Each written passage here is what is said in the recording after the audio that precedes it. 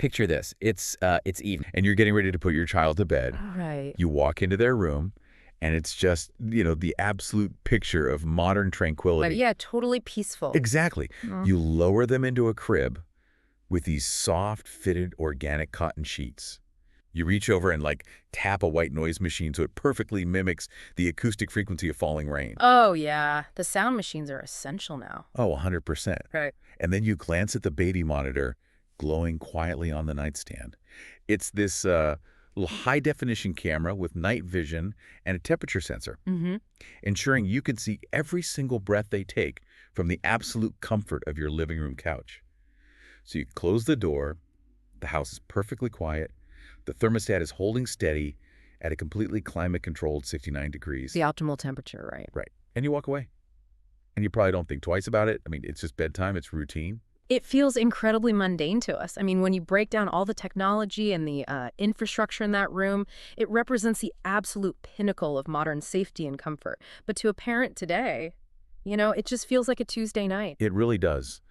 But I was looking at the stack of research we have for today's deep dive, and it completely shatters that peaceful image. Oh, completely. Because if you take that exact scenario, like a baby sleeping alone in a room, in a silent space, totally detached from a physical adult body, and you apply it to 99.9% of human history, that baby would be dead by morning. Yeah, the survival rate would be practically zero. Because you strip away the walls, the cribs, the glowing video monitors, the on-call pediatricians, you're just left with the dark, the biting cold, and a wilderness full of predators that could, smell the presence of a newborn from a quarter-mile away. Which is terrifying to even think about. It's beyond terrifying. But for over 300,000 years, every single one of our ancestors faced this exact reality. And that brings us to the core mission for this deep dive. Right. Using the extensive anthropological and biological sources we've compiled, we're going to explore the profound biological and psychological impact of modern parental isolation. Yeah, it's a huge topic. We're doing this by holding our current, highly individualized modern lives up against 300,000 years of communal child-rearing history. Because, human babies are, from a strict biological standpoint, the absolute most helpless creatures on the planet. They really are an absolute anomaly in the animal kingdom. I mean, keeping a human infant alive historically was arguably the single most difficult, resource-intensive undertaking our species ever had to manage. Yeah. And the source material we're examining today doesn't just offer, fun facts about cavemen. It fundamentally rewrites what we think we know about family structures, our modern assumptions about independence, and most importantly, what our nervous systems were actually designed to endure. Okay, let's unpack this. Because to understand why modern parenting feels so utterly crushing sometimes, why that isolation in an apartment in a big city feels so heavy and unnatural, we first have to understand why human babies are uniquely broken compared to the rest of the animal kingdom. I actually think broken is a remarkably accurate way to describe the biological state of a human newborn. Right. Because it feels like a design flaw. It really does. When you look at comparative biology, we are extreme outliers in how unfinished our infants are at birth. Let's dig into that comparison for a second. Yeah. Because take a newborn horse. The foal hits the ground, and within an hour or two, it's standing up. Mm-hmm. It might be wobbly, sure, but it is walking, and crucially, it can actually run to keep up with the herd if a predator shows up. Yeah, they're highly precocial. Right. Or look at our closest genetic relatives. Hmm. A newborn chimpanzee is born with the physical strength, the muscle tone, and the sheer instinct to just reach out, grip its mother's fur, and hold on for dear life from the very first minute it's born. Exactly. The mother can immediately start swinging through the canopy, and the baby is just perfectly secured to her chest. But the contrast with a human infant is just jarring. A human newborn can't even hold up its own head, let alone cling to a moving body. No, not at all. It can't walk for at least a year. It can't feed itself or acquire its own food for nearly a decade. Left to its own devices, it literally cannot survive a single night.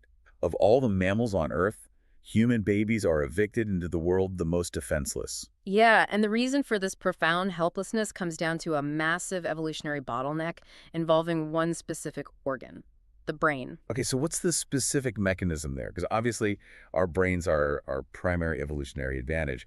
But why does having a big brain mean the baby has to be born essentially paralyzed and useless. What's fascinating here is the sheer evolutionary math required to solve a physical engineering problem. It's known in anthropology as the obstetrical dilemma. The obstetrical dilemma. Okay. Right. So, as early hominids evolved, two major shifts happened almost simultaneously. First, we became bipedal. We stood up and started walking on two legs. Which was a huge advantage for seeing over tall grass and carrying things. Exactly. But to do that efficiently, the architecture of the human pelvis had to completely change. It had to become much narrower and more bowl-shaped just to support our internal organs while we walked upright. So the birth canal physically shrank. It shrank, and it became incredibly convoluted. But at the exact same time in our evolutionary timeline, our brains were just exploding in size. We were developing the prefrontal cortex, the capacity for complex language, advanced problem solving. Right, the stuff that makes us human. Right. So evolution was suddenly faced with a crisis. How do you push a massive, rapidly expanding skull through a shrinking, narrowing bipedal pelvis? Oh, man. That is a rough math problem. It is. If a human fetus were to stay in the womb until its brain reached the same developmental proportion as, say, a newborn chimpanzee's brain, it would simply never fit. Both the mother and the infant would die in childbirth. I think I see where this is going. Evolution had to make a compromise. A radical compromise. To solve this bottleneck, the human baby is essentially born highly premature compared to other primates. The accepted metric in the research is the 25% rule. The 25% rule. Yeah. A human baby is born with a brain that is roughly 25% of its final adult volume. Compare that to a chimpanzee, which is born with its brain already at about 40 to 50% of its adult size. Wait, if the brain is only at 25% capacity at birth, that means 75% of human brain development, like the wiring, the massive expansion of the cerebral cortex, the literal physical growth of the organ, is happening outside the womb. That is the reality. 3/4 of our most critical neurological growth happens while the infant is entirely exposed to the elements, to predators, to pathogens. It is a stunning vulnerability. But it's the evolutionary deal we struck. We ended up with the most adaptable, creative, powerful brain on the planet. But the absolute non-negotiable price for that hardware was having the most helpless infant on the planet for the first few years of its life. It's literally like buying a highly advanced, state-of-the-art supercomputer, but because of, shipping constraints, it arrives at your house with only 25% of its operating system installed. Yeah, exactly. And then you have to spend the next 3 years constantly monitoring it, manually installing these high-stakes updates every single day, protecting it from malware, keeping it plugged into a power source, just to get it minimally operational. That's a great analogy. Except in this case, the computer is a squishy baby, and the malware is a pack of hungry hyenas. Right. The external hard drive analogy is a great way to think about it, because the vulnerability is actually a feature, not a bug. It allows the brain to grow and wire itself in direct response to the outside environment, which makes us highly adaptable as a species. Okay, that makes sense. But managing that external growth requires an astronomical amount of support. Which brings up a logistical question that I am just really struggling to wrap my head around. Okay, let's hear it. Let's put ourselves in that Paleolithic environment for a second. You are in a landscape literally teeming with venomous snakes, large feline predators, harsh weather. And right in the middle of it, you have a noisy, crying, completely helpless baby that cannot run, cannot cling to you, and cannot defend itself. Yeah. That baby is quite literally a dinner bell for predators. Yeah. So how did they survive? I mean, if a mother is constantly manually managing this helpless infant 24 hours a day, how does she gather enough calories to survive? How does she build a fire? How does she even sleep without the baby being snatched? The answer to that question dismantles almost everything modern Western society tells us about how families are supposed to function. The hard anthropological truth is they didn't do it alone. Not at all. Solitary parenting, in the context of early human history, wasn't just difficult. It was a statistical impossibility. A mother trying to raise an infant in pure isolation was a literal death sentence for both of them.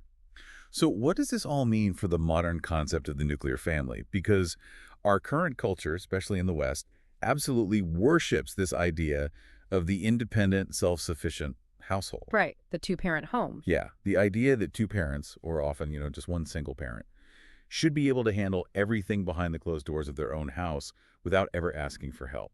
Biologically speaking, that modern model is a complete anomaly. It defies hundreds of thousands of years of human programming. And to really understand the depth of this mismatch, the source material points us to the work of anthropologist Sarah Blaffer Hardy. Oh, yes, her book. In her 2009 book, Mothers and Others, she explores how humans diverge entirely from the rest of the great apes. She uses chimpanzees as the control group. Okay, so how do chimps do it?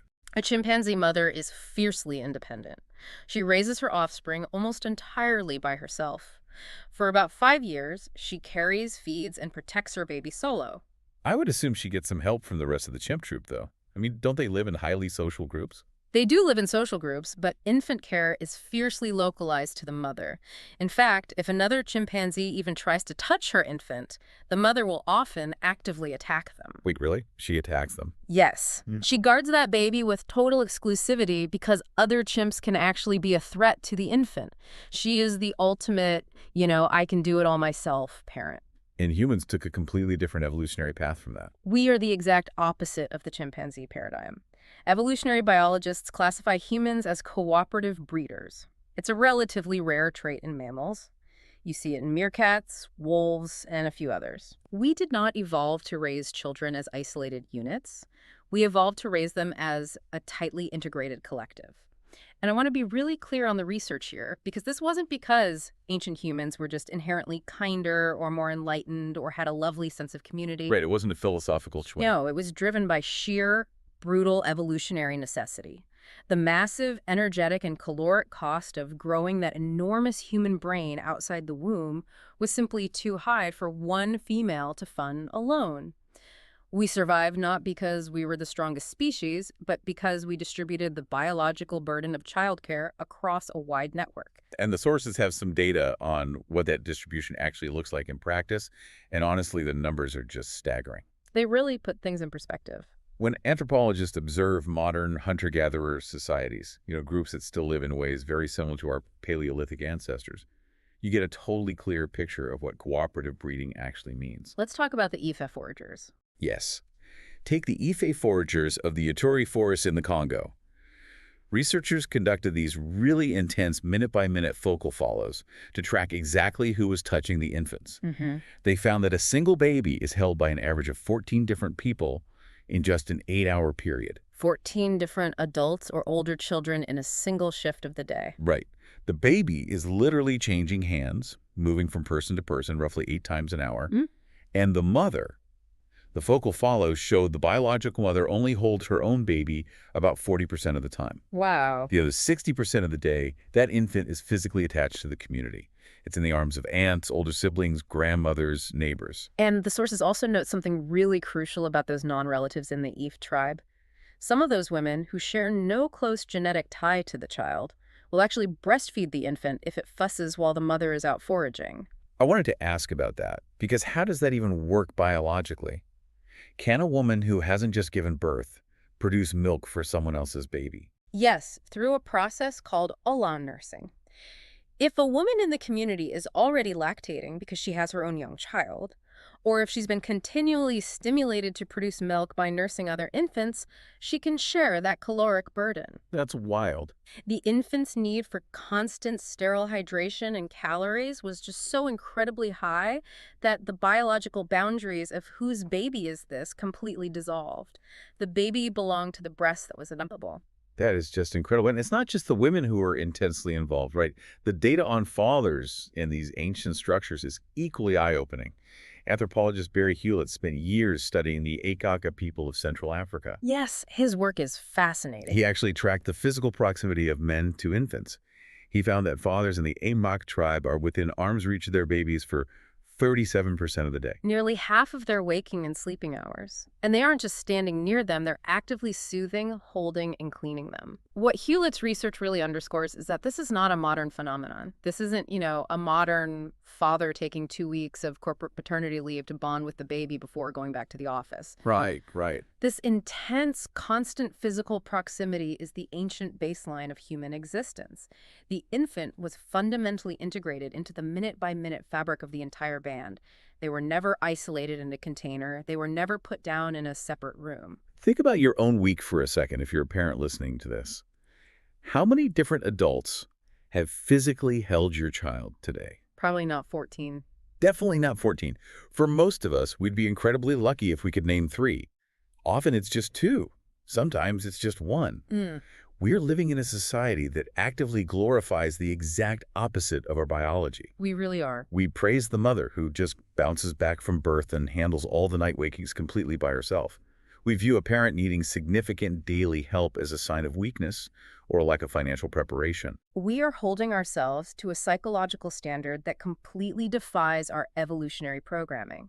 When society glorifies the hyper-independent nuclear family, we are essentially demanding that 1 or 2 individuals perform a task that was specifically designed by hundreds of thousands of years of evolution to be performed by a rotating shift of 10 to 15 people. It's an impossible math equation. It is.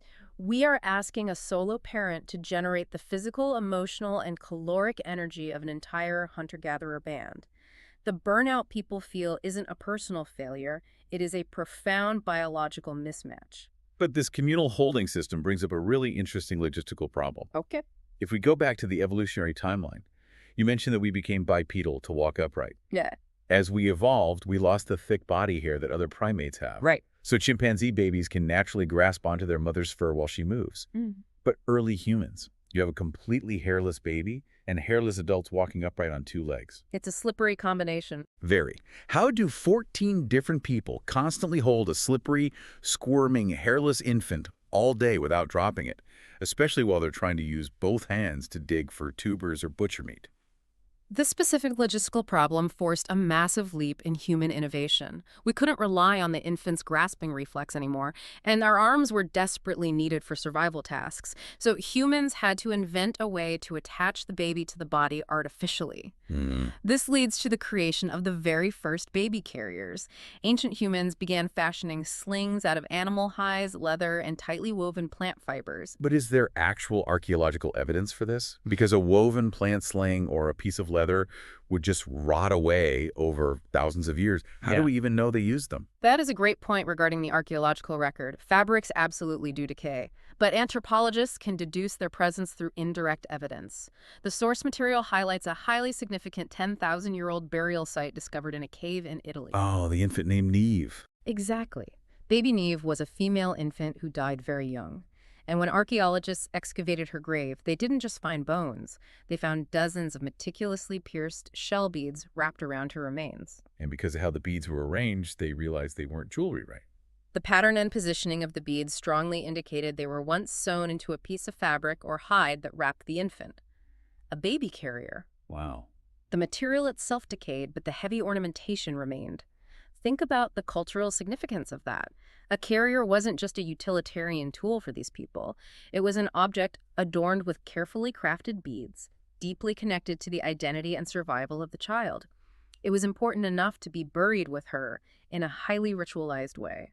So it wasn't just like the Paleolithic equivalent of a cheap plastic stroller. It was a literal lifeline. Absolutely. But the act of carrying the baby in these slings wasn't just about moving them from point A to point B. It served a much deeper biological purpose, didn't it? If we connect this to the bigger picture, carrying an infant was quite literally survival technology. And this technology is deeply wired into our modern physiology. How so? When a human infant is chicked up, held firmly against an adult body, and put into motion, a massive cascade of biological reactions occurs in the infant's body. The parasympathetic nervous system engages. The baby's heart rate drops significantly. Their breathing stabilizes. And most noticeably, they almost instantly stop crying. I've seen that happen a million times. Scientists and researchers refer to this physiological shift as the transport response.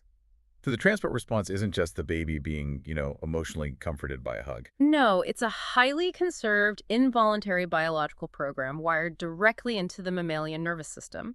You see it in mice, in cats, and in humans. In the wild, an infant left alone on the ground is a dead infant. Right. It's vulnerable to freezing temperatures, biting insects, and predators. And a crying baby. A crying baby is an acoustic beacon broadcasting into the savannah, saying, "Here is a defenseless meal." The crying actively endangers not just the baby, but the mother and the entire foraging group nearby. Precisely. So the infant evolved a reflex to protect the group. The baby's nervous system instinctively knows that when it's scooped up and carried, it's safe. Wow. The moment it feels the rhythm of a walking adult and the firm pressure against its chest, the vagus nerve signals the brain to shut down the distress calls.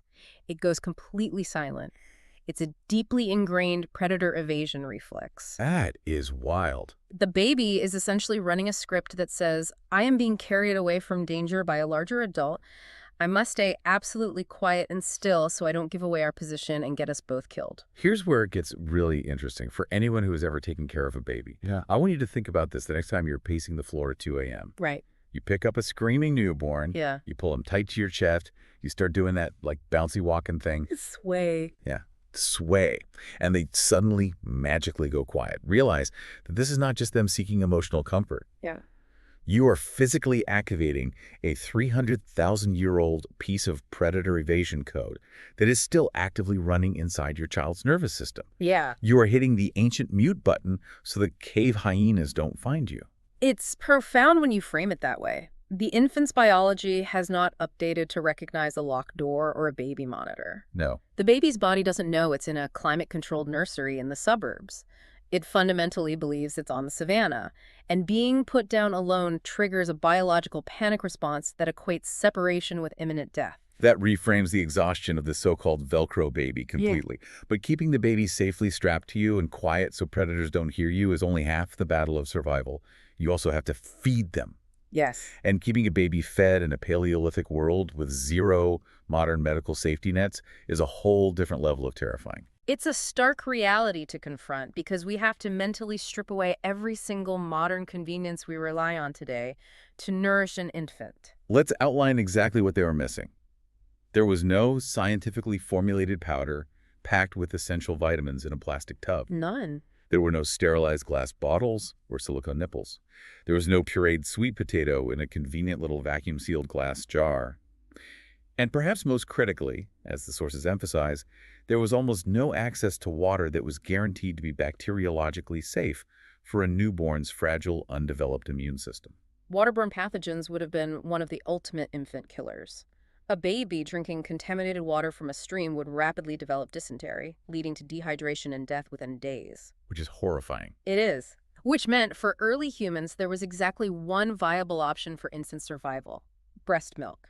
And the duration of that breastfeeding was extraordinary by modern Western standards. What are we talking? Like a year? Oh no. The anthropological evidence shows mothers were nursing their children for a minimum of 2 to 3 years. In many hunter-gatherer societies, it was routinely 4 years or even longer. And again, to be clear to anyone listening, this was not a lifestyle choice. This wasn't some ancient parenting philosophy they debated around the fire. This was the absolute non-negotiable baseline for keeping the child's heart beating. Breast milk was the only reliable source of sterile hydration on the planet. It was the only nutritionally complete food available that an infant's gut could actually process. Right. But beyond just providing calories and water, it acted as a dynamic biological shield.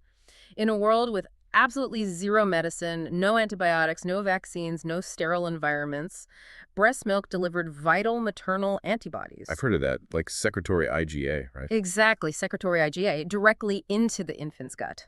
It actively fought off local pathogens and provided complex sugars called oligosaccharides that literally fed the baby's developing microbiome. It was an ongoing daily medical intervention. But the sources point out that this intense, round-the-clock, years-long breastfeeding served another massive evolutionary purpose for the mother beyond just feeding the baby. It acted as nature's internal birth control. Yes. The biological mechanism is called lactational amenorrhea. Lactational amenorrhea. Okay. When a mother is nursing constantly, and we mean constantly, throughout the day and the night, every single time the baby fusses, the repeated physical stimulation signals the pituitary gland to produce high levels of prolactin. Okay. This hormone effectively suppresses the release of gonadotropin-releasing hormone, which in turn prevents the ovaries from releasing an egg.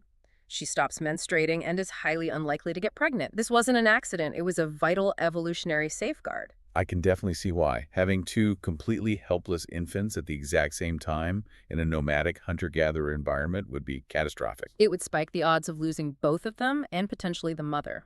A human female could barely provide enough caloric energy, calcium, and physical carrying capacity for one infant at a time. Spacing out births by 3 or 4 years using this hormonal suppression ensured that the older child could actually walk on their own and process solid foods before the next highly vulnerable, helpless infant arrived. But wait, that brings up a huge missing piece of the puzzle regarding solid foods.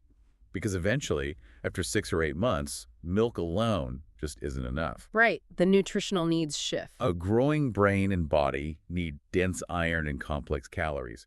But as we established, they don't have blenders. They don't have pots to boil everything down to mush. How are they getting a tough, fibrous Paleolithic root, or like a piece of wild game, into a toothless infant without the baby choking? They solved it through a very specific physical process called pre-mastication. Okay, prepare yourselves for this one because it really challenges a lot of modern boundaries. It is exactly what it sounds like. Caretakers, whether it was the mother, the grandmother, or an older sibling, would take the piece of tough meat or hard root, put it in their own mouth, and chew it. Just chew it up. They would chew it intensely until it was soft, pulpy, and partly broken down by their own saliva. And then they would transfer that chewed food directly from their mouth into the baby's mouth, lip to lip. I have to admit, reading the source material on how they actually transitioned to solid food was a bit jarring from a modern perspective. It sounds intensely unsanitary to our modern sensibilities to just pass saliva back and forth like that. It definitely violates modern hygiene standards, but evolutionarily, it was highly functional and brilliant. Also, The adult's saliva was doing the preliminary digestive work. Human saliva contains an enzyme called amylase, which breaks down complex carbohydrates. So the adult is essentially pre-digesting the food that the infant's stomach couldn't yet handle. oh, that makes total sense. Furthermore, it transferred immune cells from the mother directly to the infant's tonsils, essentially inoculating the baby with the local microbial environment in a manageable, primed dose. Now, here is where the sources make a leap that I kind of want to push back on. Anthropologists in these papers suggest that this deeply utilitarian act, this lip-to-lip transfer of chewed food and saliva to keep a baby alive, is the actual evolutionary origin of human kissing. It is a bold claim. Wait, hold on. Is there hard evidence for that? Couldn't kissing have evolved from simple grooming behaviors like we see in other apes picking bugs off each other rather than chewing food? It's a fair question, and grooming absolutely plays a role in primate bonding. But grooming doesn't explain the specific exchange of saliva and the intense lip-to-lip contact that defines human kissing. Right, the wetness of it. Primatologists argue that premastication is the most direct anatomical and behavioral antecedent. The physical mechanics are identical.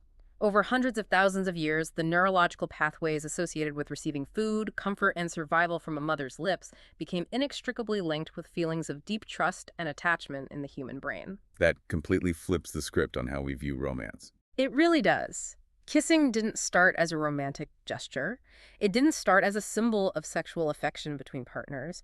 It started as a desperate, messy, necessary survival mechanism. Wow.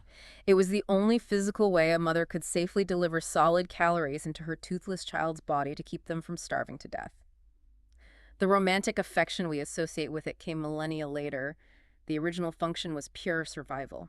It's a perfect example of how our ancient survival behaviors are just encoded into our modern expressions of love. We took a Paleolithic feeding mechanism and culturally repurposed it into our primary symbol of intimacy. That is just incredible. It shows how deeply our biology is tethered to our history. But let's look at the bigger picture of this timeline because the math is starting to get complicated. Okay. If a mother is spacing out her pregnancies by 4 years using breastfeeding, and she finally has that second baby who is feeding the 4-year-old, That is the million-dollar question. the mother is now entirely consumed with nursing, carrying, and protecting the fragile new infant. The father might be out hunting or foraging for the broader group's protein. This bottleneck introduces what might be the ultimate unsung heroes of the entire human evolutionary story, You're talking about the grandmothers. the grandmothers. Yeah. Because bringing them into the equation solves a profound biological mystery that evolution had to figure out. It's one of the great anomalies of human biology, and it baffled Darwinian evolutionary biologists for a long time. In the vast majority of the animal kingdom, an organism dies shortly after it loses the ability to reproduce. Right. From a purely evolutionary perspective, If a body can no longer pass on its genetic material to a new generation, there is no biological reason to invest precious energy in keeping that body alive. The biological imperative of the organism is The finished. human women don't do that. Human women go through menopause, their reproductive capacity entirely ceases, and then they routinely live for 3 or 4 decades afterward. They outlive their fertility by a massive margin. They do. Why? Why would evolution select for a long post-reproductive lifespan if they can't have more babies? To answer that, we turn to a landmark piece of anthropological research. In 1997, an anthropologist named Kristen Hawkes from the University of Utah published a fascinating, paradigm-shifting study. She had been spending time observing the Hadza people of Tanzania. And the Hadza are significant because they're one of the last remaining traditional hunter-gatherer groups on the planet, right? Correct. They live in a harsh, arid environment, and they forage for their food daily. They offer a vital, real-time window into how ancient human economies and caloric distribution might have functioned. What was she looking for? Hawks wanted to understand the specific economic breakdown, who was actually bringing in the most reliable calories to keep the group alive, and what her time allocation studies found was shocking to many researchers at the time. Oh, The hardest working, most productive foragers in the entire Hadza group, the ones consistently bringing home the most stable calories, were not the young, strong, prime-age men. They were the post-menopausal women. the grandmothers. The grandmothers. Hawks tracked their labor and found these older women were spending hours upon hours out in the brutal Tanzanian heat, doing incredibly physically demanding work. They were using sharpened sticks to dig deep into the hard, rocky earth to extract tough, fibrous tubers. And tubers are crucial because they're a highly reliable carbohydrate, unlike hunting, which has a high failure rate. Exactly. Tubers are calorically dense, but they're buried deep and require immense physical labor and skill to extract. This was a food source that young children absolutely could not acquire on their own. Obviously not. And young mothers who were actively carrying nursing infants and restricted by the transport response we talked about simply didn't have the time, the mobility, or the energy to dig for them. So these postmenopausal women were generating a massive caloric surplus for the group. A huge surplus. And what did they do with those extra calories? They brought them back to camp and fed their weaned grandchildren. They fed the 4-year-olds and the 6-year-olds. And this data forms the basis of what Hawkes famously called the grandmother hypothesis. Yes.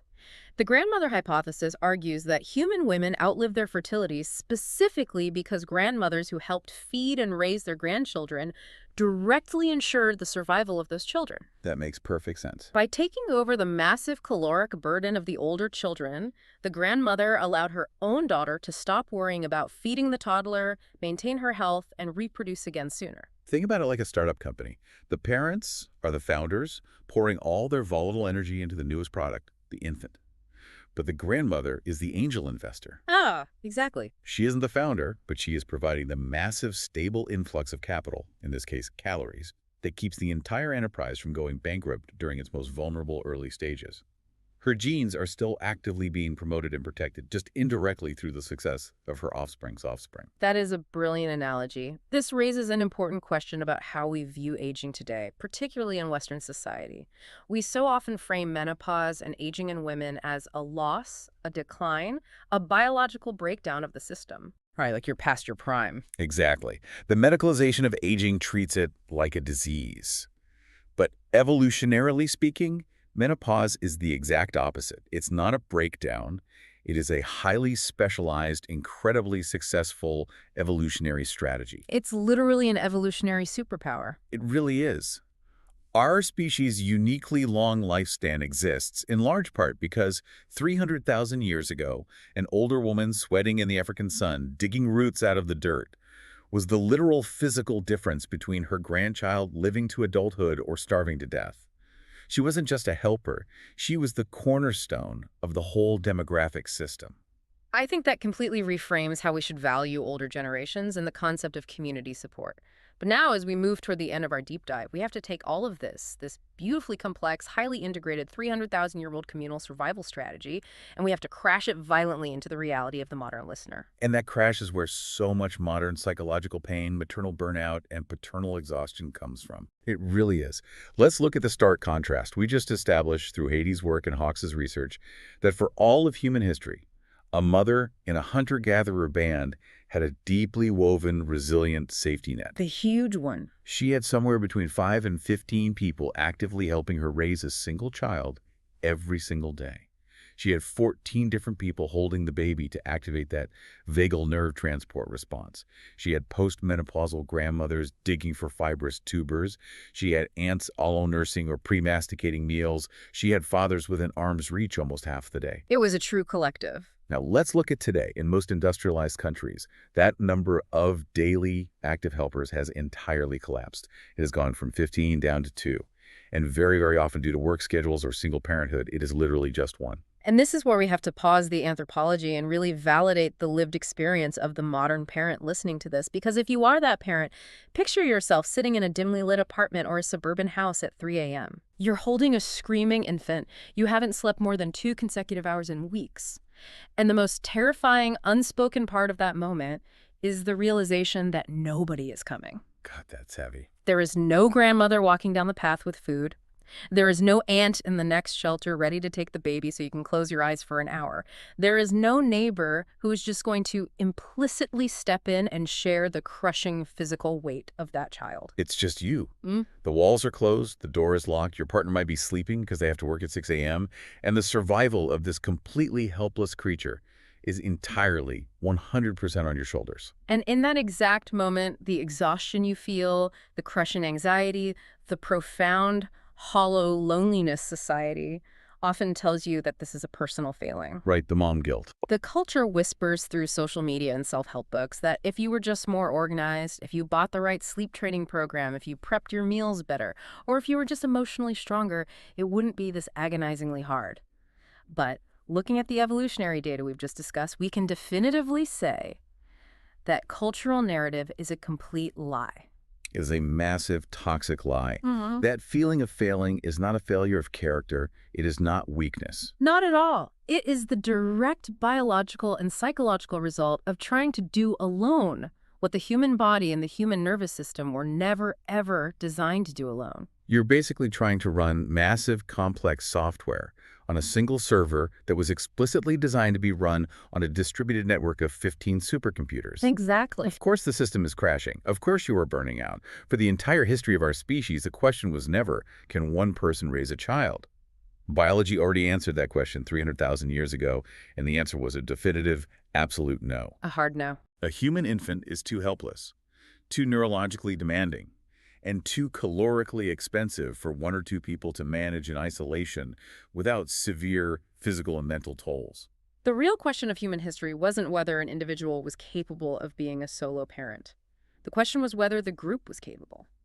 Whether enough people cared about that specific child to form a physical and caloric shield around it and keep it alive against the odds. And the fact that you and I are sitting here today having this conversation is proof that for 300,000 years, enough people always did. The village was always there. The tragedy of modern parenting isn't that parents are renter today. It's that the village has been structurally dismantled. Exactly. Our very existence is a testament to the success of cooperative breeding, and our modern anxiety is the symptom of its absence. Okay, let's take a breath and recap the incredible journey we just went on. It's been a lot of ground to cover. It really has.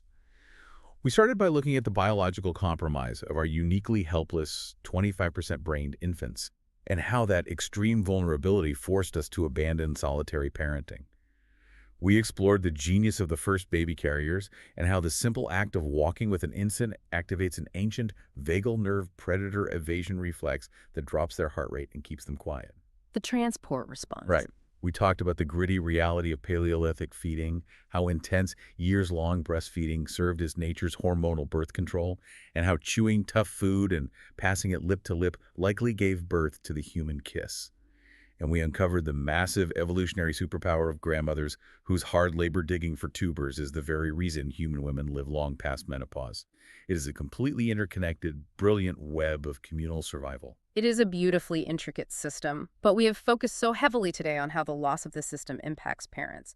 I want to leave you with a broader thought to consider, even if you don't have children. Oh, I like this. If our nervous systems were literally wired over hundreds of thousands of years to feel safe only within a tight-knit web of 5 to 15 constant, deeply invested caretakers and companions, How much of the broader anxiety, the workplace burnout, and the profound social disconnection we all feel today is simply our ancient biology panicking because it thinks we've been separated from the pack? Wow. Uh-huh. That is a thought that is going to stick with me. Yeah. It reframes the whole modern mental health crisis. It really makes you realize that the exhaustion and loneliness you feel isn't a flaw in your design. It's simply your biology searching for the missing village you were always meant to have. Thank you so much for joining us on this deep dive. We'll see you next time.